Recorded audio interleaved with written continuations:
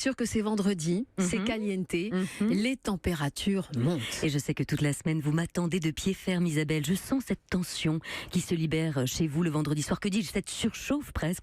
Mais vous savez, le développement personnel, ce n'est pas la chair vite consommée. Ça n'est pas la relation jetable. Non, l'idée, c'est de construire un couple durable, un beau partenariat pour s'accompagner, se soutenir dans tout ce que la vie nous envoie à la figure.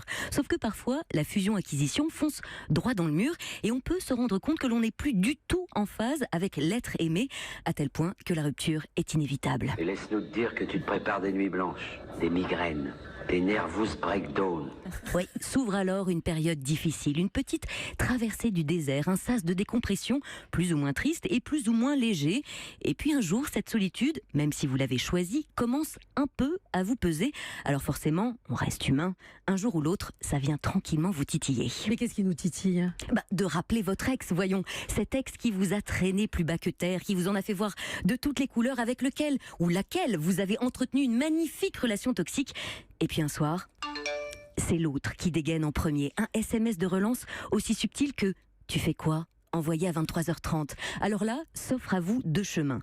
Vous êtes à un carrefour en forme de pas de doigt. Certes, il y a l'appel et l'envie de remettre le couvert. Et puis, il y a la voie du développement personnel.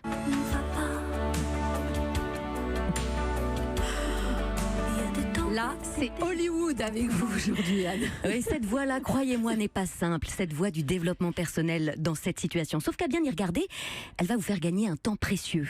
Pourquoi ? Eh bien, tout simplement parce que, sauf si cet ancien partenaire ou cette ancienne partenaire a eu la présence d'esprit de travailler sur lui ou elle, c'est-à-dire d'aller s'alléger d'un certain nombre de choses, de poids, qu'il ou elle, à l'époque, avait préféré vous faire porter et vous jeter à la figure. En gros, si votre ex a profité de ce petit temps de latence pour aller faire un tour chez le psy, alors peut-être qu'avec un autre texto, la tentative de renouer le contact est à étudier, et je dis bien à étudier. En revanche, ça n'est pas parce que vous vous sentez seul, et on parle bien du sentiment de solitude, et pas d'une solitude en tant que telle, réfléchissez bien à cela, c'est un sentiment de solitude qui n'est qu'une illusion, puisque vous avez toujours une vie sociale, des amis, des collègues, de la famille.